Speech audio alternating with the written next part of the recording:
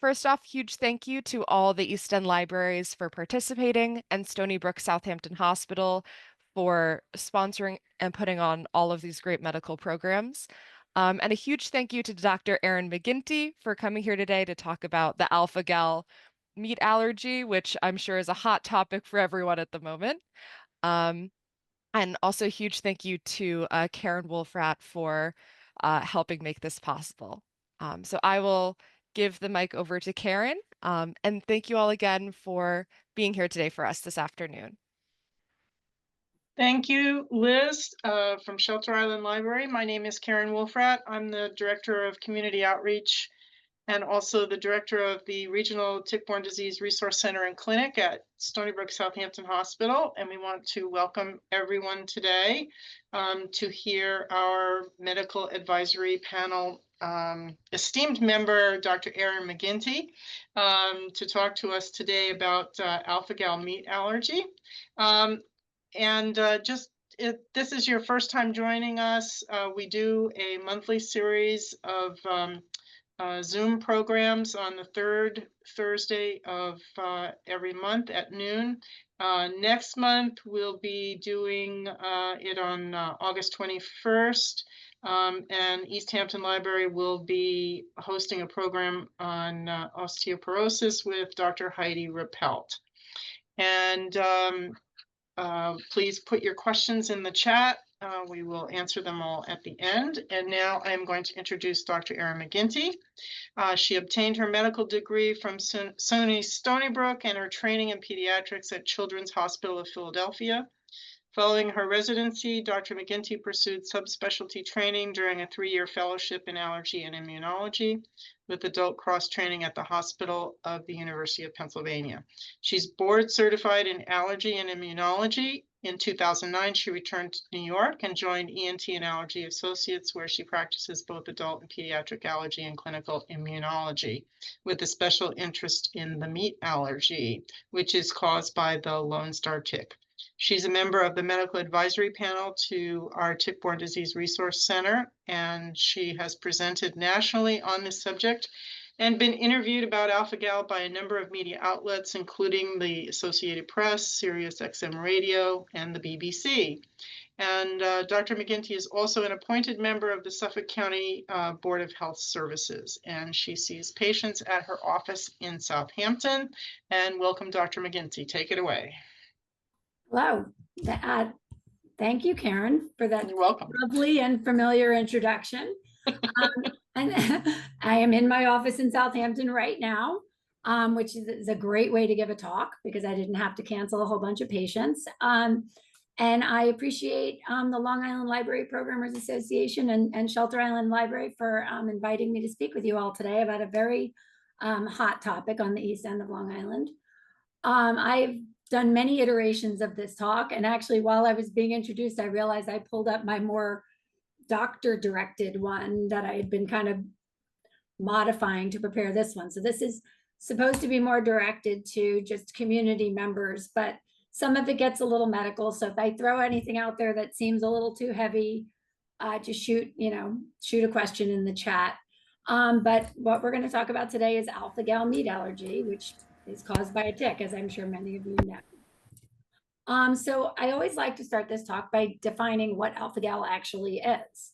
So alpha-gal is actually a carbohydrate. Even though we think of eating mammals and we think of proteins, alpha-gal is a tiny carbohydrate. You can see the picture of what the chemical form looks like right there. And it is a carbohydrate that's synthesized by this enzyme that is expressed by all non-primate mammals. So the mammals we most commonly think about are, beef, pork, and lamb, but all non-primates. So humans, apes, monkeys, we do not make alpha-gal, but every other kind of mammal does. So cats make it, dogs make it. Someone actually emailed me today, a friend of mine, asking, she was in a debate with her family, whether dolphins and whales express alpha-gal. And the answer is they do express alpha-gal because they're mammals. So how alpha-gal was discovered is actually pretty fascinating, because before we realized that it was an allergy to meat, they actually first discovered alpha-gal because there was a drug, a cancer drug that was developed. It was called a monoclonal antibody, which is kind of where a lot of drugs are going now, a very targeted antibody that is man-made. And this particular antibody was developed in a cell line from a mammal that produces alpha-gal. So this drug itself had a little bit of alpha-gal in the drug. And when they were doing clinical trials on this drug, which is called cetuximab, they were seeing a whole bunch of patients having severe allergic reactions right with the first infusion of this drug. So they had never had a previous exposure. So the doctors were like, well, what could they possibly be allergic to in this drug? Because they'd never even seen it before. And it was particularly interesting in that if you look at these two little study abstracts, these reactions were only happening in the clinical trials that were in the Southeast, which is where alpha-gal originated. That was where it was first discovered, in the Southeast. So they were doing these studies in other parts of the country, and people were doing great with this drug.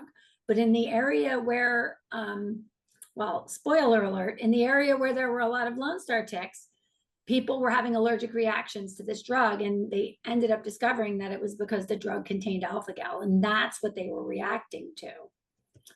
So around that same time, and there was actually a hint of this in the cetuximab study, people were also starting to report in that same general region that they felt like they were having allergic reactions to meat.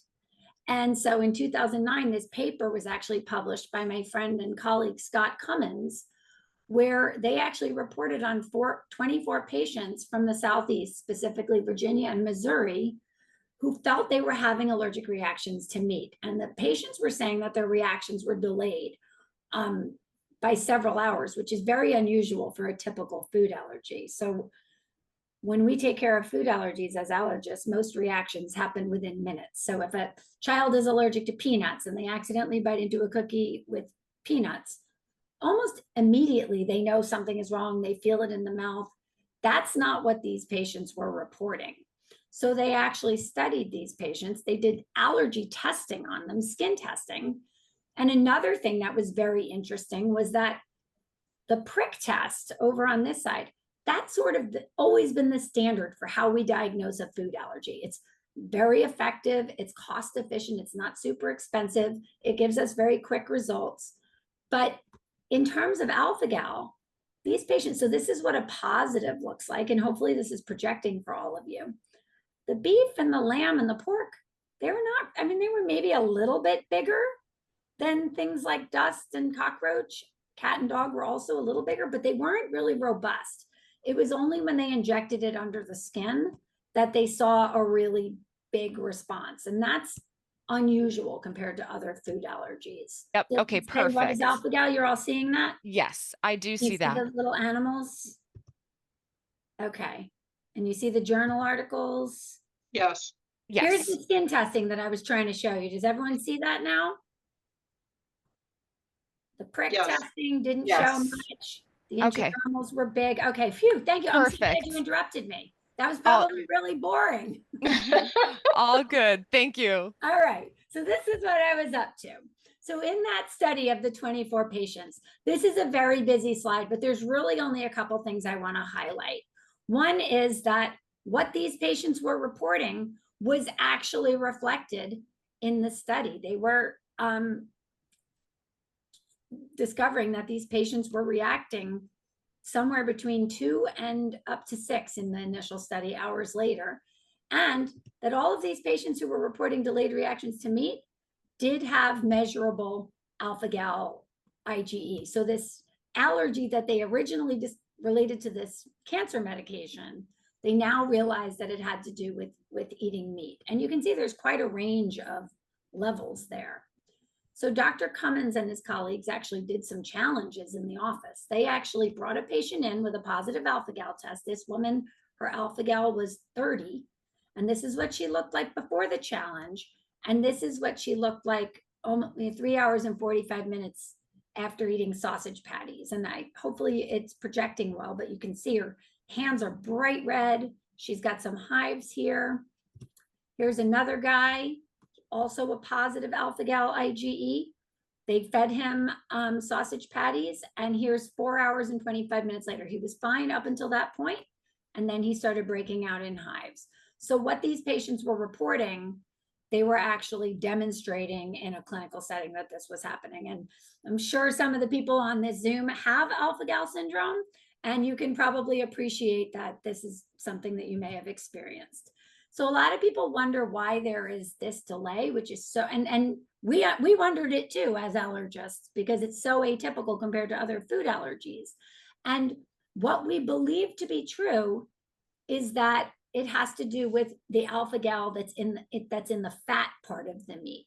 Because in digestion, fat is absorbed differently from protein and carbohydrates. And actually, when we're eating a food, we have enzymes in our saliva that's almost starting to digest the protein and the carbohydrates while we're chewing. So the hypothesis is that we're digesting a lot of the alpha-gal off of the protein and carbohydrate part of the meat very early on in the process. But the alpha-gal that's in the fat is relatively protected from digestion until it gets absorbed into the bloodstream several hours later. And that's when people have their reaction. And this is sort of consistent with the clinical observation that we see, which is that higher fat meats are more likely to cause reactions and are more likely to cause severe reactions than leaner cuts of meat. So we really have pretty good evidence that the delay is because of the fat, and that the alpha-gal bound to the fat is the biggest issue. So how did we figure out that ticks were the cause of alpha-gal syndrome?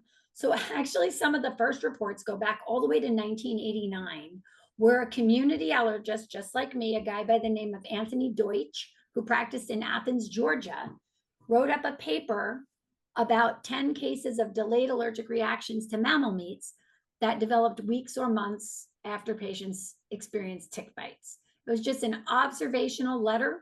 He sent it to some medical journals and to some allergy societies. It never even got published, but it is out there in the world. So there's been suspicion for this allergy and its relation to tick bites for many years. In 2009, kind of right when I moved back to the Hamptons, Cheryl Van Noonen out of Australia reported a case series of 25 patients who lived in an area of Sydney where there were lots of ticks, who developed red meat allergy after experiencing large local skin reactions to tick bites. And then in 2011, my colleague, Dr. Cummins, published a paper that showed several different associations between tick bites and production of alpha-gal. So this is that paper, in case anyone likes reading science and they want to go look it up.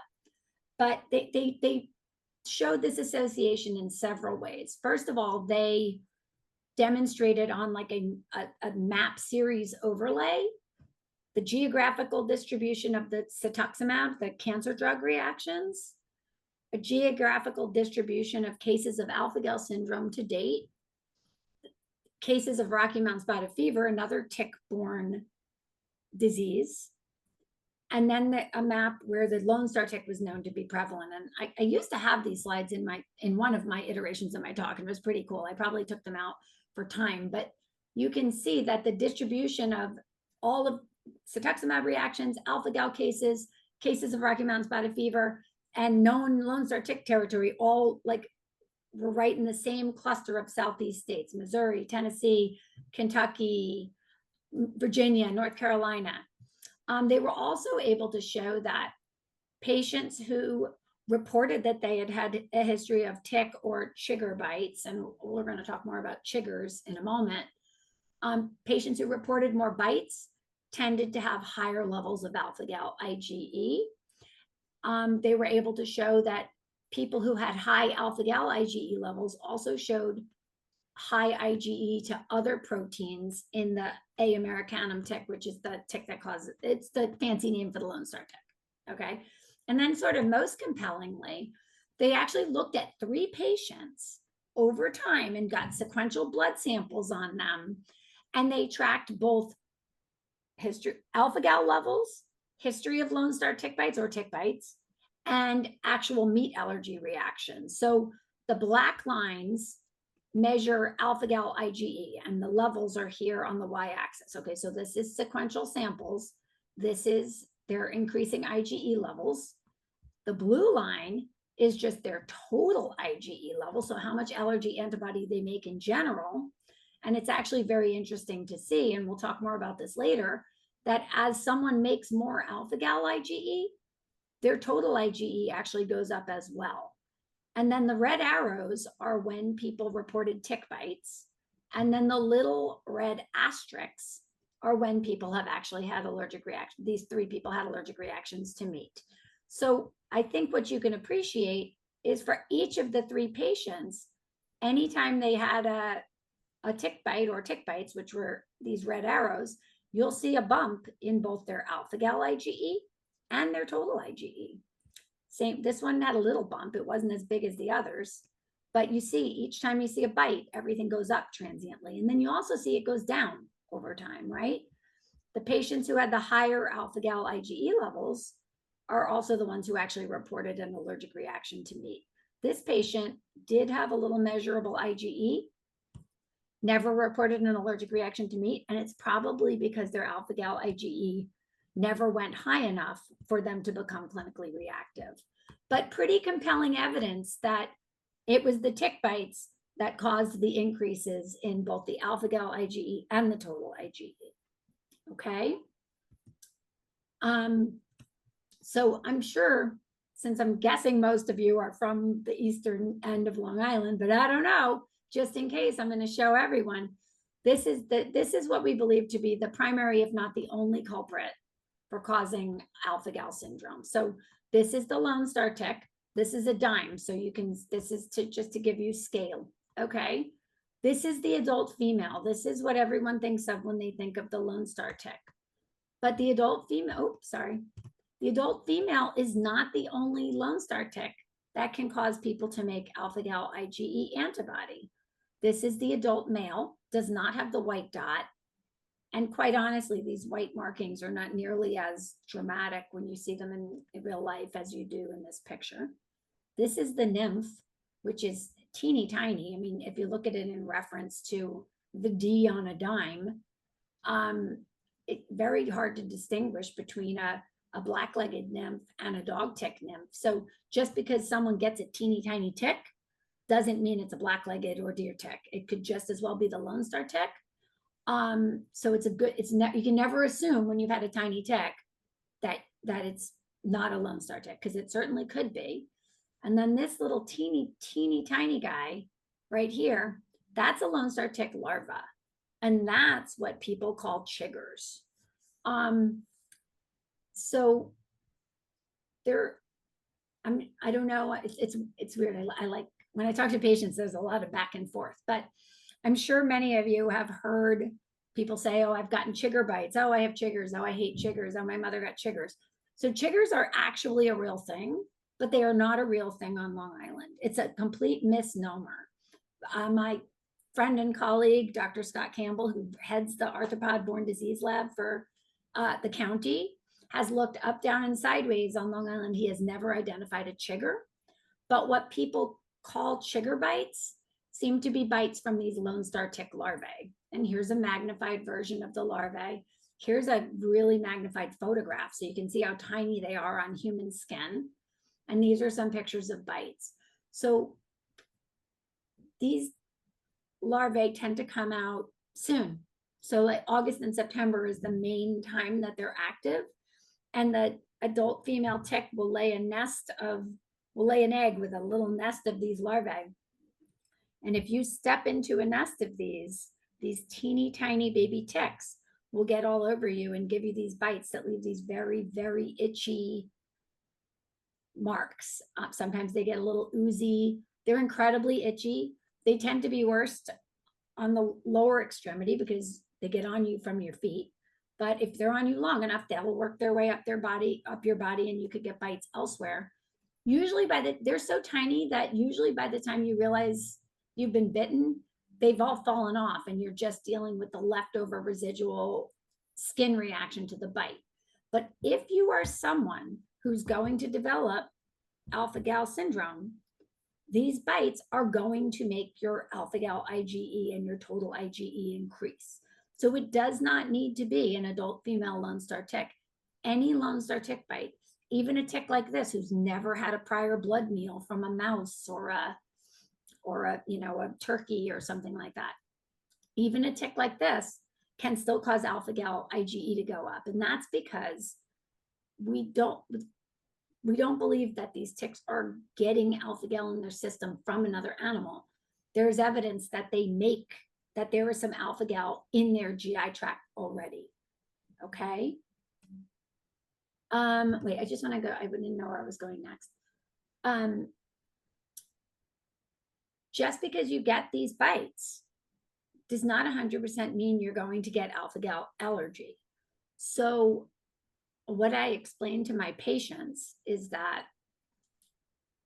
from studies, and I'm going to talk about this a little later, but I think it's a really important point. So I just want to make sure I mention it just in case I forget to mention it later.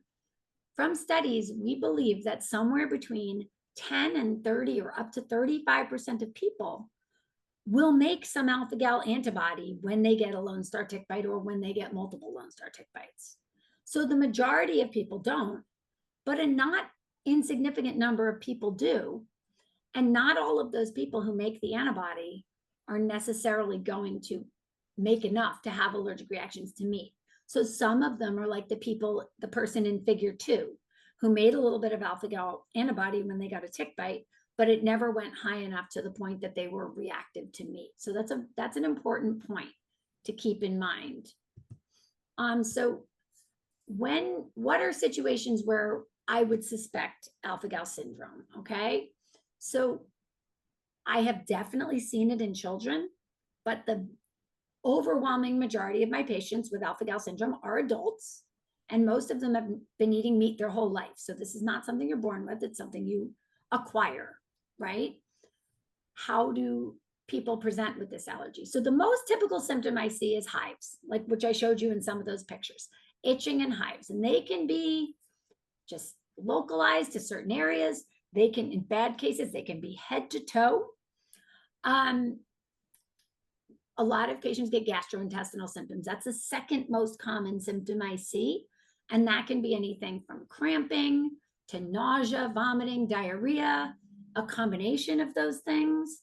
And a lot of patients have both of those symptoms. They have the hives and they get the GI symptoms.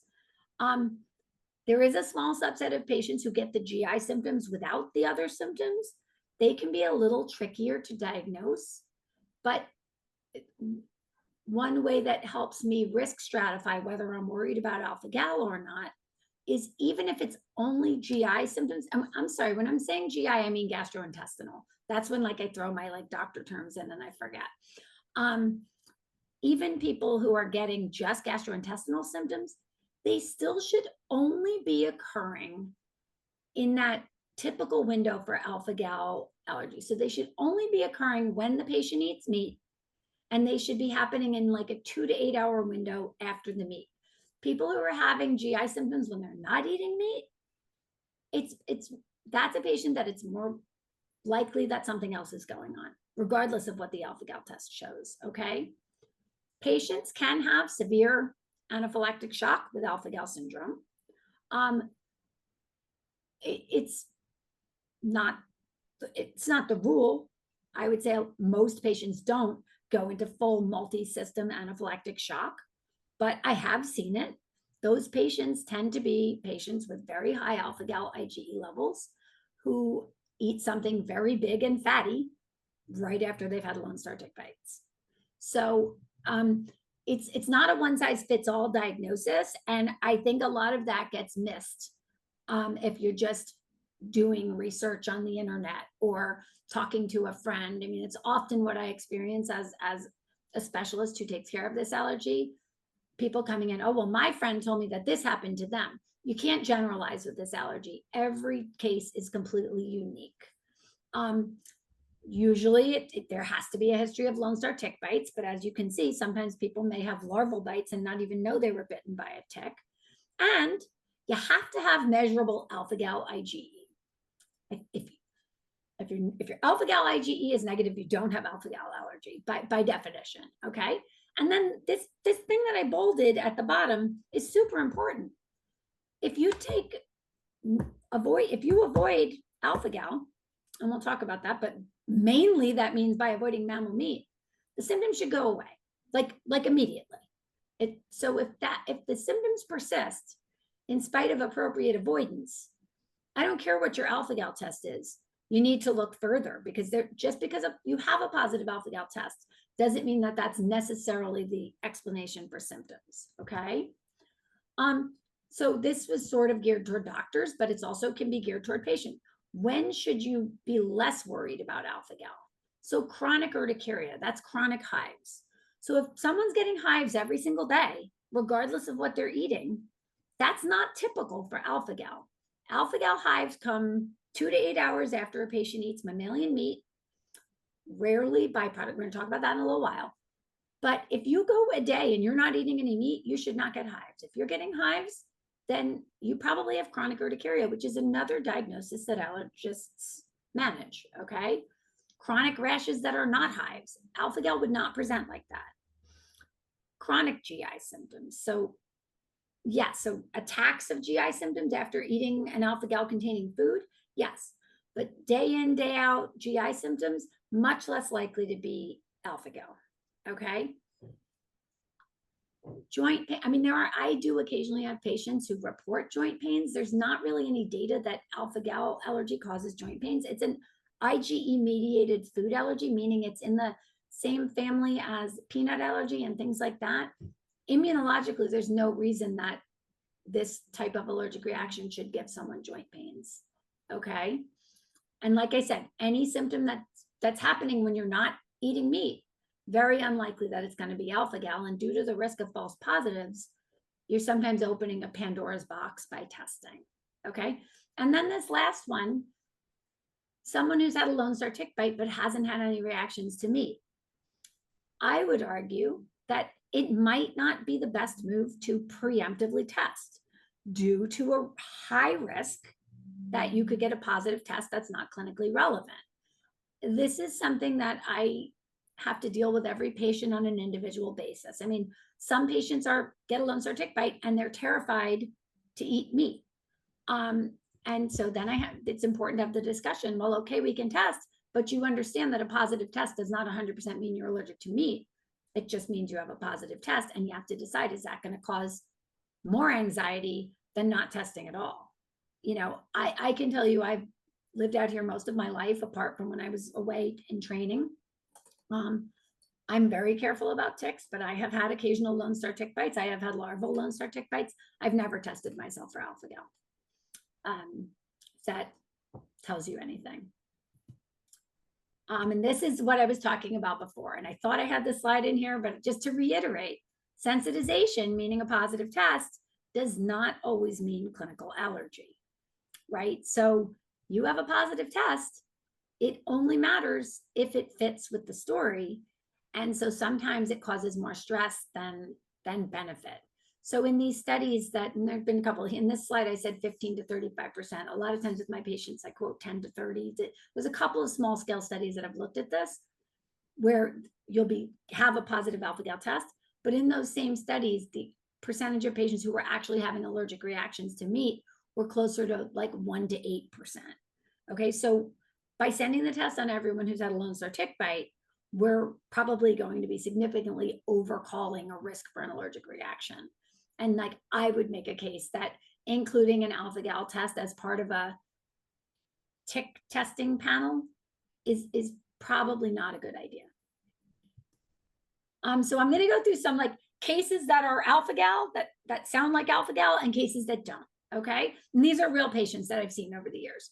So this was a 33-year-old guy, got a lot of tick bites over the summer, and then he got those larval bites in like early September. He went to a barbecue a couple weeks later. He was eating sausages. He was active. He was playing beach volleyball. He was surfing. He was having some beers. 3 hours after the barbecue, he got severe abdominal pain. His whole head filled up with mucus and his nose was congested. His nose started running. His eyes and throat got itchy. And he treated himself with Benadryl. And over a couple of hours, the symptoms went away and he was back to normal. And you can see his alpha-gal test. Anything greater than 0.1 is positive. Okay. This is somebody who did not have alpha-gal syndrome. Okay. Another real patient of mine. This was an elderly, lovely woman who came to me after 2 years with a chronic, incredibly itchy, non-urticarial, that means no hives. It was a rash that was not welts and hives. It was there every single day. She was miserable for 2 years.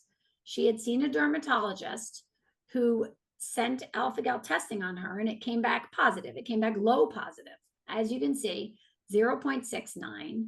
Told this lady to take meat out of her diet. Her rash did not get better at all. They repeated her alpha-gal test. It was even lower. They told her, oh, you must not be strict. You're not being strict enough with your diet now. You have to take dairy out, which I'll talk about this later, but only a small subset of people with alpha-gal actually are reactive to dairy. This lady's numbers were incredibly low. She was never referred to an allergist. She was just told she was not being restrictive enough with her diet. For 2 years, she strictly avoided meat and dairy. The rash did not get any better at all. She finally came and saw me. I told her there's absolutely no way this rash is alpha-gal allergy. I told her I was worried that it was a drug allergy reaction. Turned out she had something called pemphigoid, which is supposed to be diagnosed by a dermatologist with a skin biopsy. And I had done a little research. It turned out there was a medication she started right around when the rash started, known to have an association with this skin condition. And they got her off that medication. And I saw her back a month later and her rash was completely gone.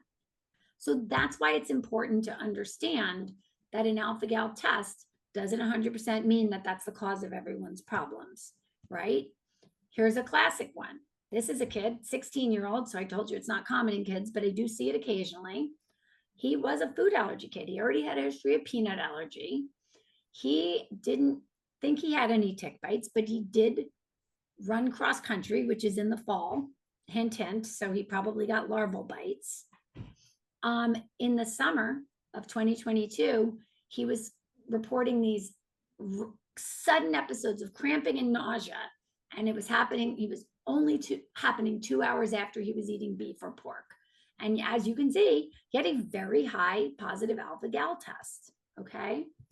Here's one more not alpha-gal. So this is a 50-year-old guy, long-standing history of loose stool every day for many years, no food trigger. Under the care of GI, they didn't find anything pathologic, and they diagnosed him with irritable bowel syndrome, which is probably what he had.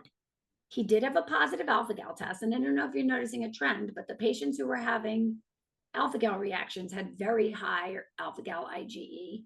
These patients who were less typical tended to be lower. This guy took every alpha-gal containing food out of his diet, and what he said to me was, I think I'm a little better, but he was still having symptoms every single day. So he came to me saying, what am I missing? What alpha-gal am I eating that's causing this symptom? And my thought was, if you're avoiding those foods religiously and you're still very symptomatic, then it's not alpha-gal. Okay, and that's an important take-home point. All right, that's another classic case. Real quick, 83-year-old man got quote-unquote chigger bites in August. In September, he ate a burger for lunch, and at 5 p.m. he got hives. He didn't recognize that as a food allergy reaction. Understandably, a lot of people don't in the beginning because of this delay and because of the fact that they're eating a food that they've eaten many times before. A week or so later, had a steak for dinner, woke up at 9 p.m. He got hives around his waist and actually had loss of consciousness, but he thought he was dehydrated or something. You know, he didn't realize that was an allergic reaction.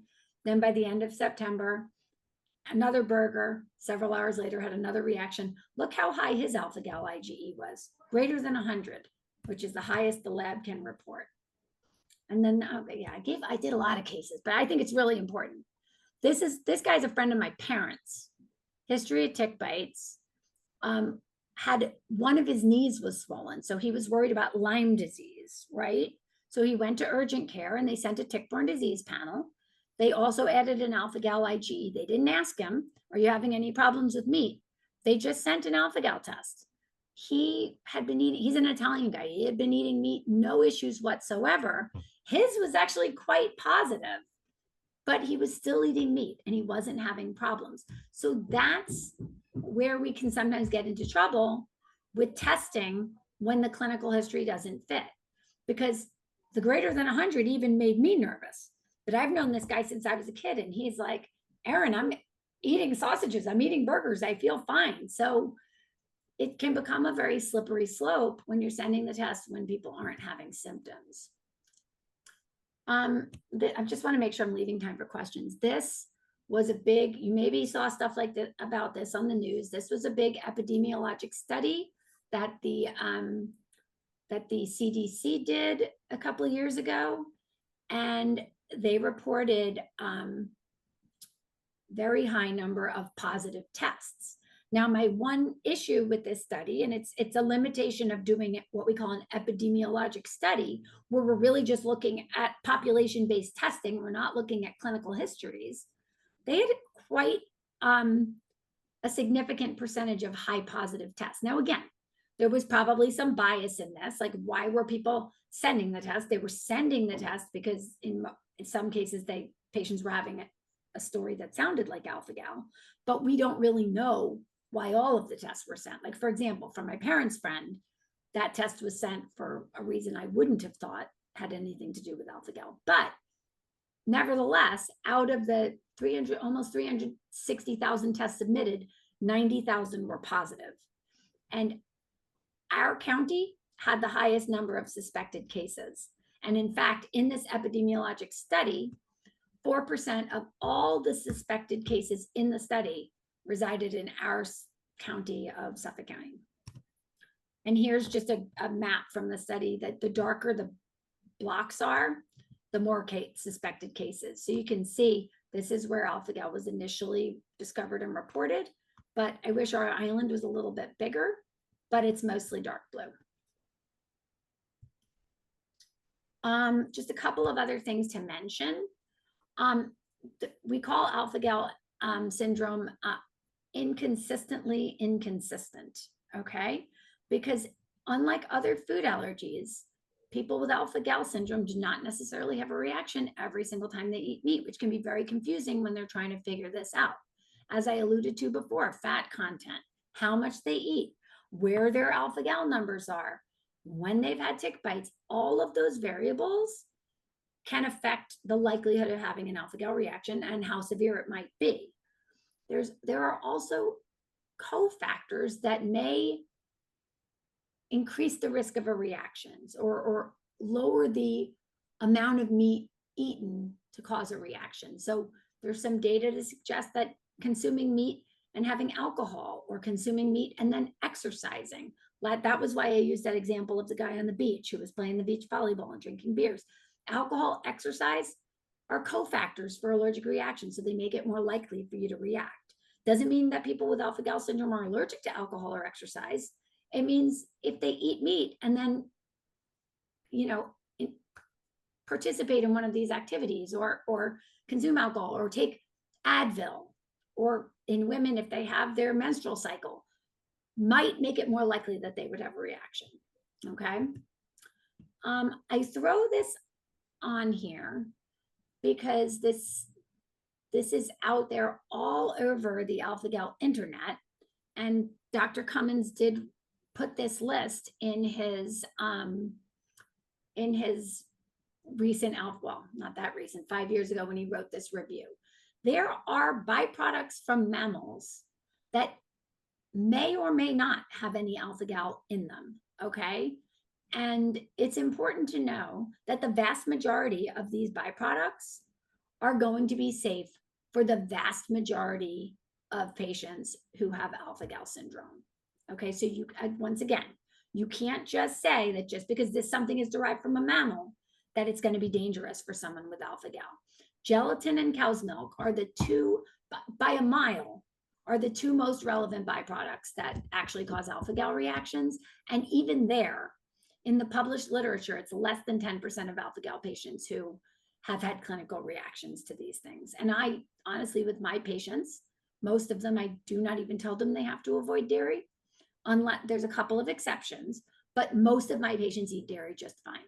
If they do have a problem with dairy, they tend to have very high numbers, very high alpha-gal IgE to total IgE ratios, and it tends to be a big serving of fatty dairy.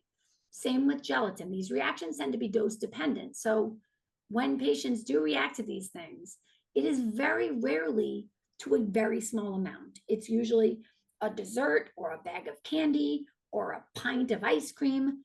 When we do rarely see these reactions, those tend to be the stories, okay? Carrageenan is a seaweed. It actually has alpha-gal in it. In my experience, it's very rare that patients with alpha-gal allergy react to it, but it's important to note. That's the only other byproduct that I tend to really mention to my patients. Okay, there's some vaccines that contain gelatin. Most of them don't contain enough to be a problem. Okay, MMR, the measles, mumps, rubella vaccine, and Zostavax, which was the old shingles vaccine, there have been rare case reports of patients with alpha-gal reacting to those. The new shingles vaccine, Shingrix, which I'm pretty sure is the only one they offer now, does not contain alpha-gal, and it's safe for patients with this syndrome to receive Shingrix. A couple of the flu vaccines have gelatin, but it's such a microscopic amount that it's unlikely to be an issue. There is one flu vaccine that's called Flucelvax that's derived in a canine kidney cell line rather than chicken egg, which is where most of them are derived. I've never had an alpha-gal patient react to Flucelvax, but I recommend, because there's a million flu vaccines you can get. I just tell people, don't get that one. Just get one that's derived from chicken egg, not from canine kidney. Like, why risk it? Liquid gels, medications like that may contain trace amounts of gelatin. I'm not saying I've never seen a patient react, but it's very rare in my experience. Heparin contains a little bit of gelatin, but contains a little bit of alpha-gal, but the only case reports of alpha-gal patients reacting to gelatin have been patients with very high alpha-gal levels that are receiving continuous heparin infusion, like during cardiopulmonary bypass surgery. So it's not an absolute contraindication, okay? I'm gonna, the monoclonal antibodies like the cancer drug, Armour thyroid is a natural thyroid medicine that's developed from pork thyroid. Then these are very rare. I don't think anyone here is gonna need anti-venom, but talk to you guys about dairy. And this is something that's observational in my clinical practice, but I have over 1,100 patients with this allergy. The few patients I see who react to dairy tend to have that very high alpha-gal IgE to total IgE ratio, meaning like their alpha-gal is 30 and their total IgE is 60. So alpha-gal is making up like 50% of their total. Not common. Consistently inconsistent, I talked to you about that. I talked to you about how some people can get the isolated GI symptoms. We talked about cofactors. The bedtime, it's just important to know that most people eat their biggest meat meal at night. So people who are waking up in the middle of the night having reactions, this should be on the radar. We don't know yet why some people are susceptible to developing this and others aren't. We don't know if there's any clinical implication to someone who has a positive alpha-gal test who continues to eat meat and they're not having allergic reactions. There have been some small scale studies that have suggested possibly like someone with low positive alpha-gal who's eating meat, could it like accelerate like atherosclerotic heart disease, blood vessel disease? A small scale study suggested that could be possible, but they're definitely an area that needs further research. Right now, avoidance of meat is still the recommendation. Most reactions will resolve with a good dose of antihistamine, though there is a risk for anaphylaxis. So anyone with a positive alpha-gal test should be given an EpiPen. Cofactors. Trace cross-contamination is rarely an issue, okay? I tell patients when you eat out, you have to make sure that they're not putting mammal fat in your dish, like cooking with lard or beef tallow, but like it would be not impossible, but extremely rare for like you used a knife to cut a steak and then use that same knife to cut someone's chicken and they would have a severe allergic reaction like that. That level of avoidance is probably unnecessary in the vast majority of patients. I recommend to my meat-loving patients emu, ostrich, duck as alternate protein sources. Sausage casings can contain even if you get a chicken sausage, can often be made with pork. Again, rare issue, but something to be aware of. Tick avoidance. All right, I'm not going to go into this slide. I feel bad. I'm like showing it to you. You guys all probably want to know about it, but I want to make sure I'm leaving time for questions. Talk to you about this. Very, very cautious about the information you're getting on the internet. I've had people completely debilitated thinking that they had to take out foods that were absolutely unnecessary for them to remove with this allergy. This is a picture of this auriculotemporal therapy, which is a type of acupuncture that they tout as a way to make alpha-gal allergy go away. I don't believe that it will make it go away any faster than just avoiding tick bites.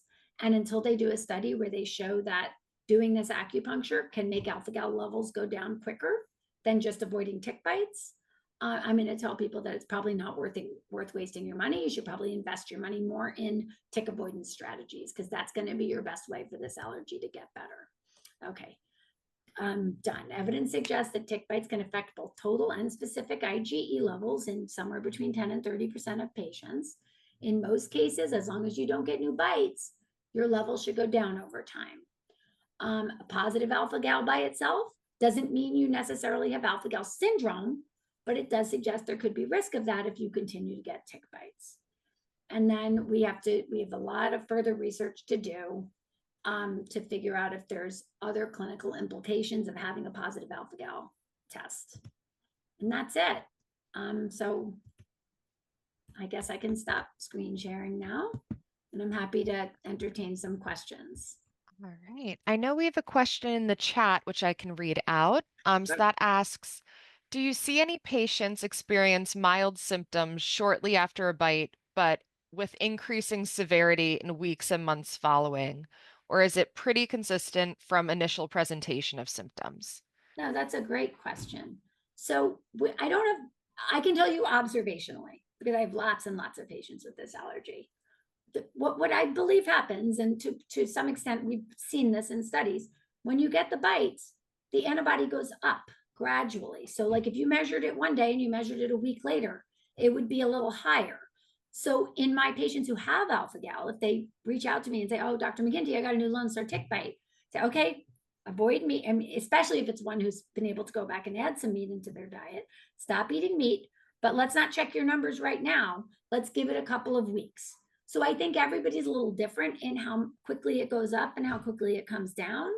But if I had to give you an estimate, it goes up over a month or two. And then if you don't get any new bites, it starts to go down. So sure, you could eat a burger 3 days after you had a Lone Star tick bite and maybe have a little bit of an upset stomach and not even know what it was. And then 2 weeks later, eat the same burger and have a more severe reaction because your alpha-gal level might be higher by then. I think that's what the question is, and hopefully that answered it. Thanks. Let's see. Does anyone have any other questions? Can this be avoided with antibiotics?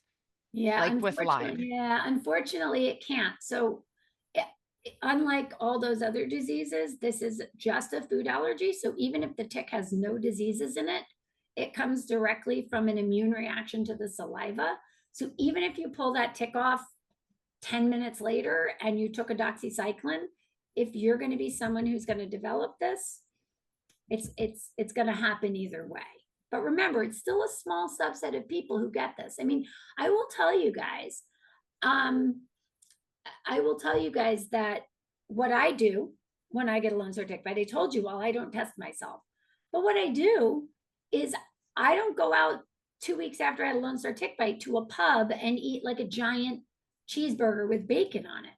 I like giant cheeseburgers with bacon on it, but my thought is, if I am actually one of those people who makes alpha-gal antibody, I'm not going to tempt it by eating like the worst possible food in the window where I'm likely to be reactive. I'd rather be cautious and eat a little bit of meat, lean meat, which is less likely to cause a problem, and see how I feel. And if I notice mild symptoms, well, then yes, unfortunately, I would test myself. But I stick with lean meat just as a precaution for the first couple times I eat meat after a Lone Star tick bite. And if I'm not having any problems, then I gradually go back to eating normal meat, my normal diet. Right. And we have a question that asks, what about reports that other ticks may cause the meat allergy? So other ticks do cause the meat allergy in other countries for sure, right? So their alpha-gal is not unique to the United States. There, as I told you, there was a population in Australia. They have populations in Europe, almost every continent, I think. And in every country that has it, they have their own tick species that is the main trigger for it.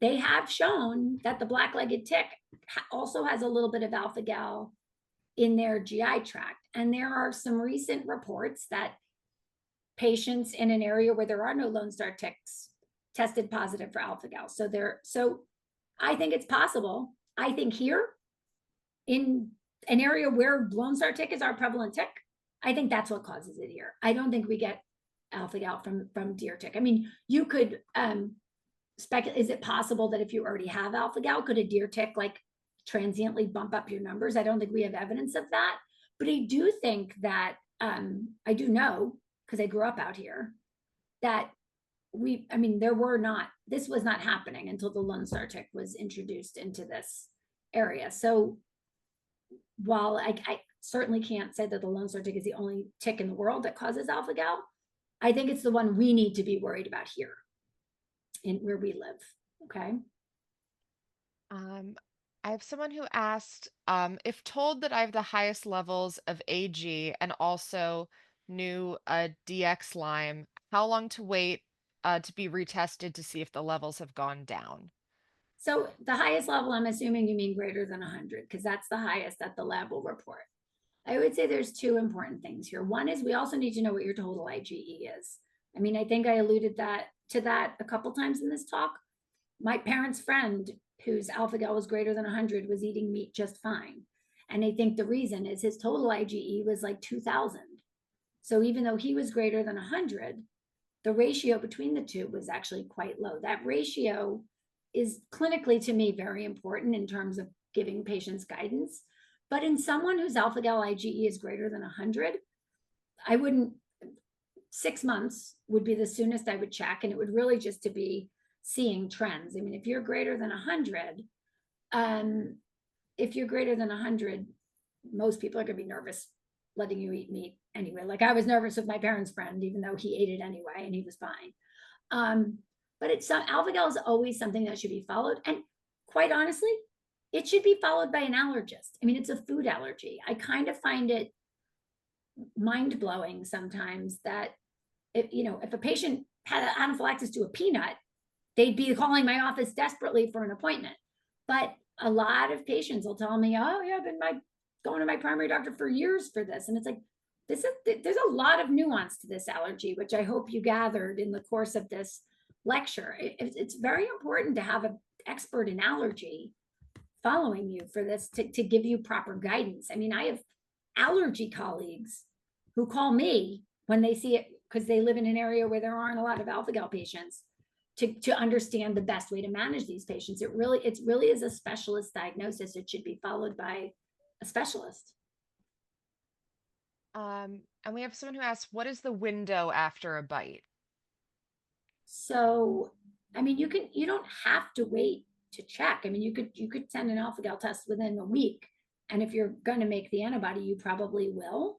But the thing is, it's probably going to still be on the rise. So if you want to get a sense of where your numbers really are, probably makes sense to just, especially if you're someone who knows that you have the allergy.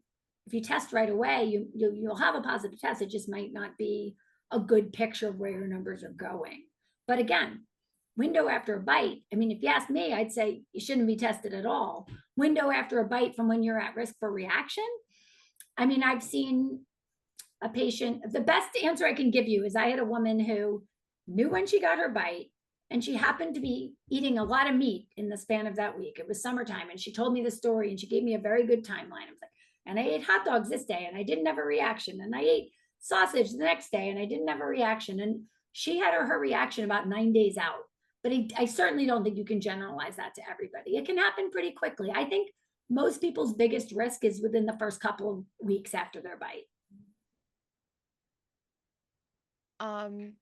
Does everyone have alpha-gal, but the level is exacerbated by the bite? No. So most people won't make, so we don't have, so none of us have alpha-gal antibody against alpha-gal. None of us make alpha-gal because we're humans, right? Only about, again, 10 to 30% of people will make alpha-gal antibody if they get a Lone Star tick bite. Nobody will make alpha-gal antibody if they don't get a tick bite. Like if you live somewhere where there's no ticks, you will never make alpha-gal antibody on your own. You only make it in response to a tick bite, okay? And only a small subset of people will make the antibody. Majority of people won't. Majority of people could get thousands of, I mean, that's bad for other reasons, but could get thousands of Lone Star tick bites and they won't get this allergy. It's a, you have to have a, there's probably something immunologic or genetic that makes some people prone to making this immune response when they get a bite and other people who don't. Okay. And how do you know which doctors are versed in various allergies and diseases such as this? And then they said an allergist or dermatologist. Allergist for alpha-gal for sure. Allergist for alpha-gal for sure. It's a food allergy. Okay. And then I mean, you know, some know more than others, but most allergists, if they don't know about it, they'll reach out to an allergist who does. mhm. Okay, great. And does the way the meat is cooked have an effect on the allergic reaction, i.e., if it's well done versus rare? Well, in that maybe you're cooking off some of the fat. It's the fat, not the preparation. So you can have a reaction to a really fatty piece of meat if it's well done. Like a well done burger is still really fatty. But you know, if you're cooking it on a grill and some of the fat is cooked off, then I guess cooking it longer theoretically will make it a little less allergenic. But it's really the fat, how fatty it is. And I'll do two more questions and then we'll be wrapping up. Is there a mammalian meat that doesn't have alpha-gal?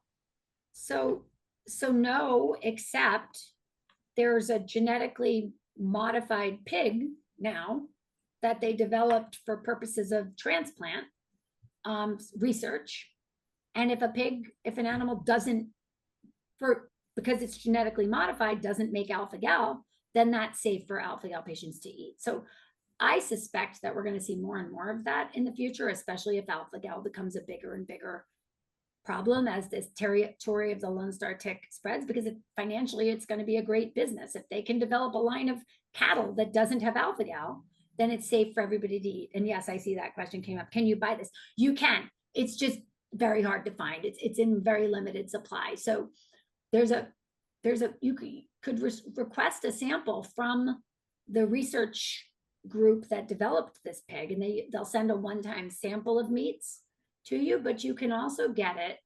I just found out recently from a website called amaruhills.com. This is a farm that sells ostrich and emu, and now they're selling gal-free pork. But I have a funny, right? I looked on it the other day, and like you can buy like gal-free lard, and you can buy pig hearts, because I think all the other stuff, like I think it gets snapped up immediately because there's such a demand for it. But there's such a demand for it. I expect to see this industry expand. I mean, that's my hope.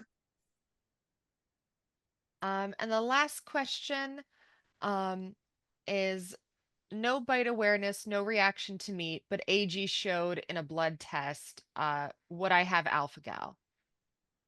So you're exactly the person I'm talking about. That's why I think people shouldn't send this test unless someone's having a reaction. So you have a positive alpha-gal test.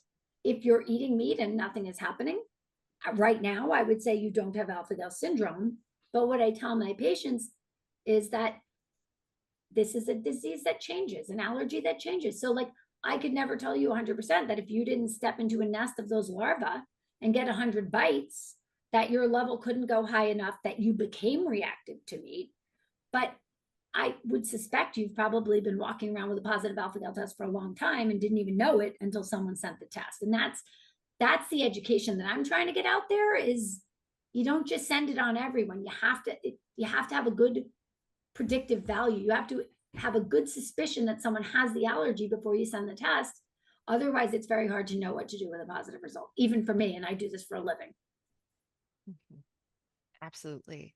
All right. I know we're at our time, so I don't want to keep you because I know you have patience to get to. So again, thank you so much for joining us, Dr. McGintee. And this recording will be made available if you reach out to your local library. I'll be sending it out, and so that will be available within a few days. Awesome. All right. Thank you. Thank you. Thank you so much for having me. And thank you all for attending. It's nice to know that people are interested in learning about this. It's important. And tell all your friends what you learned today, okay? Absolutely. Thank you everyone for coming out. And I hope you guys have a great rest of your day.